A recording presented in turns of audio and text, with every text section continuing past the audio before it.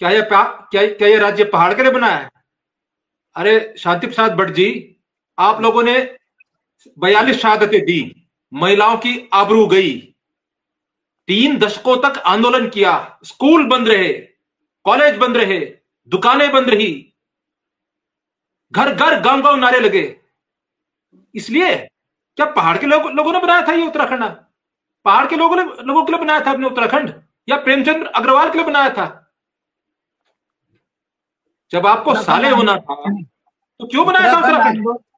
उत्तराखंड आंदोलन में ये राज्य विरोधी थे, तब भी गालियां बकते थे पहाड़ियों को कि पहाड़ियों को खाने को कुछ नहीं है, उत्तराखंड मांग रहे, ये खाएंगे क्या अगर बन गया तो, और हमारे रहते बना के दिखवा लो, यही कहा करते थे। और आज दुर्भाग्य देखिए, मैं तो अपनी जनता को भी कहूंगा कि आपने उत्तराखंड के मूल को जिस तरीके से दरकिनार किया है, कारण सिर्फ एक ही तो है कि हम पे झूठ नहीं है, फरेब नहीं है, आर्थिक रूप से कमजोर हैं, कर्मचारियों के बीच के हैं, गरीब किसान के बच्चे हैं, इसीलिए तो हम चुनाव नहीं जीत पा रहे। नहीं तो ऐसा प्रेमचंद अग्रवाल में कौन से सुरखाब के पर लगे हुए जो ये बार बार चुनाव जीत रहा? पता नहीं क्या, जब ये विधानसभा में रहा तो विधानसभा पद की गरिमा इसने जो है कैसे तार तार करी, कैसे उस पैसे का दुरुपयोग करके वोट खरीदे, पता नहीं है लोकतंत्र में। क्या उत्तराखंड की जनता देख नहीं रही है? पासवान कैसे जीता, क्या जनता देख नहीं रही है कि कैसे रात के अंधेरे में जो है वोटिंग रोक दी गई? और उसके बावजूद भी अगर भाजपा के अनुयायियों की आंख नहीं खुल रही, तो माँ बहन की गालियों के बाद भी आंख नहीं खुलेगी, तो आप क्या कहोगे? हमने राज्य शहादत के बाद लिया, लड़े हमने समझौते नहीं करे, और आज हम उसका खामियाजा भुगत रहे हैं कि इस राज्य के लिए सच्चे धरती पुत्र की भूमिका निभाते हुए हर संघर्ष में मुद्दों पे लड़ रहे हैं। हमारी किस्मत में जेल और इनकी किस्मत में जो है लूट। ये दुस्साहस इसीलिए है कि इनको पता है कि हम पर्वतीय मूल के लोगों को लालच देंगे, पर्वतीय लोगों को देश के नाम पर भटकाएंगे, और वो भटके में हमको वोट दे देंगे, और उसके बाद तो लूटना हम ही ने। इसका बेटा भूमाफिया, इसके पास अकूत संपत्ति, ये ईडी पीडी कहां मर गई, उनको नहीं दिख रहा ये इसके पास पैसा कहां से आया। ये कल तक तो यहाँ दाल चने बेच रहा था, अचानक इसके पास इतनी अकूत संपत्ति और ये उत्तराखंड का मालिक हो गया। अब इसका ये दुस्साहस भी हो गया, सरेआम गालियां भी बक रहा है। ये इसका दोष नहीं है, ये समझ बैठा है, सत्ता के मद में इसके दिमाग में ये बैठ चुका है कि मैं हर जगह चुनाव प्रभावित करके जीतता रहूंगा। और पहाड़ के लोग तो बोले हैं, मत चिंगारी लगाओ, घर में रहना दूभर हो जाएगा यदि पहाड़ का आदमी इन चीजों को अगर दिल पे ले गया तो।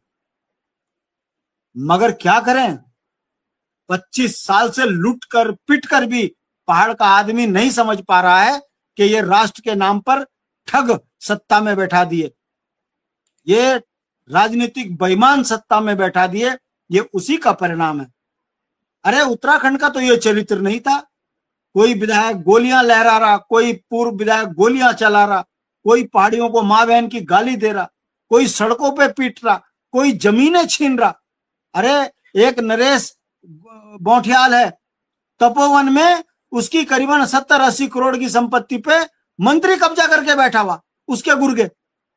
और हालात ये है कि वो अपनी जमीन को बचाने के चक्कर में दरोगा की नौकरी छोड़ बैठा, बाप दादाओं की जमीन नहीं बचा पा रहा, और दरोगा जो है चिट्ठी पे चिट्ठी इधर की उधर, उधर की इधर कर रहा है, उसे न्याय नहीं मिल पा रहा। आज 5 साल हो गए। ये तो भूमाफिया बैठ गए सत्ता में, लुटेरे बैठ गए सत्ता में, चोर बैठ गए सत्ता में। और जिस तरीके से प्रेमचंद अग्रवाल ने विधानसभा में गाली दी है, अगर मंत्री धामी इसे बर्खास्त नहीं करता मंत्री पद से, तो यह माना जाएगा कि धामी से लेकर विधायक तक ये सब एक थाली के चट्टे बट्टे बेईमान है। इन्होंने उत्तराखंड को अपनी बपोती समझ लिया।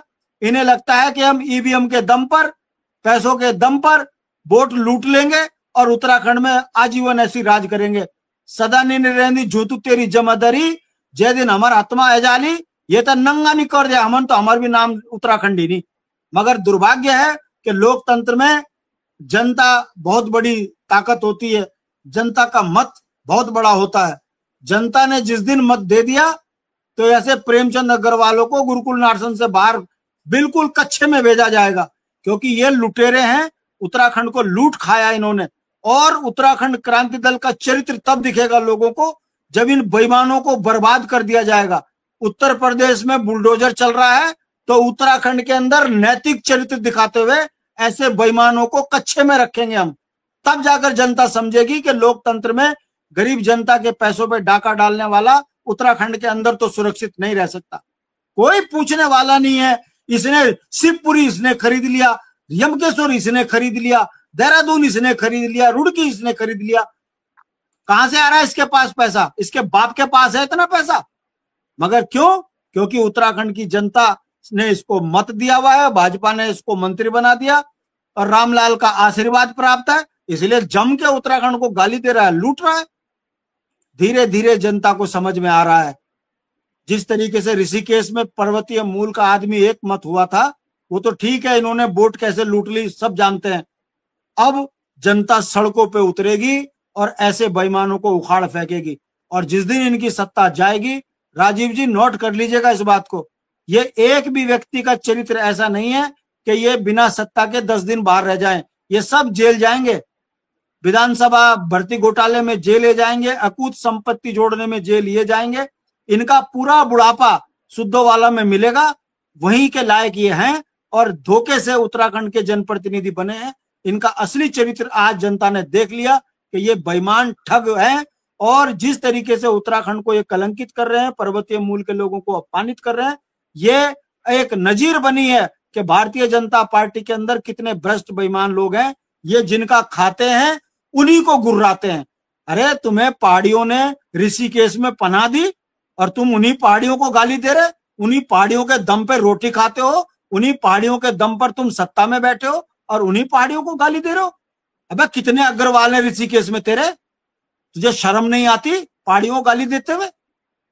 ये मानसिक विकृत व्यक्ति है। इसके तो मुंह पे जितनी कालिक पोती जाए उतना कम है। अपने कर्मों से तो अपने मुंह पे कालिक पुतवा ही चुका है ये। मगर जिस तरीके से पहाड़ियों को अनशन बोल रहा है, इसके थू आती है इसकी शकल को देख के, इसके कुकृत्यों को देख के थूकने का मन करता है इसके चेहरे पर। शर्म नहीं आती इसको पहाड़ियों को गाली देते हुए। निर्लज कहीं का ऐसा मंत्री और धामी इसको संरक्षण कर रखा। इतना भी लाचार क्या है धामी, सत्ता आज है कल नहीं है। अगर तुम्हारा भी पहाड़ी चरित्र नहीं है तो इस समझ के बैठिए कि प्रेमचंद्र अग्रवाल से लेकर धामी तक ये सब एक थाली के चट्टे बट्टे हैं, उत्तराखंड को चूसने के लिए सत्ता में बैठे हैं। जनता इनको सबक सिखाएगी 27 में, ये मेरा विश्वास है। बहरहाल इसने सदन को कलंकित किया है, ये बर्खास्त होना चाहिए। यदि नहीं होता तो पूरी भारतीय जनता पार्टी के कार्यकर्ताओं के मुंह पर तमाचा है इसका चरित्र।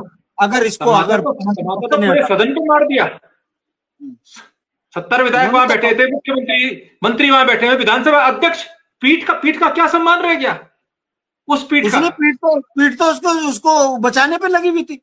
ये पीठ का चरित्र नहीं होता। मुख्यमंत्री से बड़ा पद होता है विधानसभा अध्यक्ष, तुरंत कार्रवाई कर देनी चाहिए थी। मगर क्या करें, सारे निलंबित कर सकती थी विधानसभा से। बिल्कुल बिल्कुल, मंत्री पद तो स्वतः चल जाता अगर वो निलंबित कर देती। ये दुर्भाग्य मांगने की जरूरत नहीं रहती। लेकिन उत्तम भाई, आपकी आवाज उस समय दिक्कत आ रही थी, आपने तो बहुत नजदीक से देखा है। क्या सचमुच हम लोग गलत तो नहीं करें? कोई बहुत सज्जन आदमी तो नहीं है ये प्रेमचंद्र अग्रवाल जी? जी उत्तम भाई।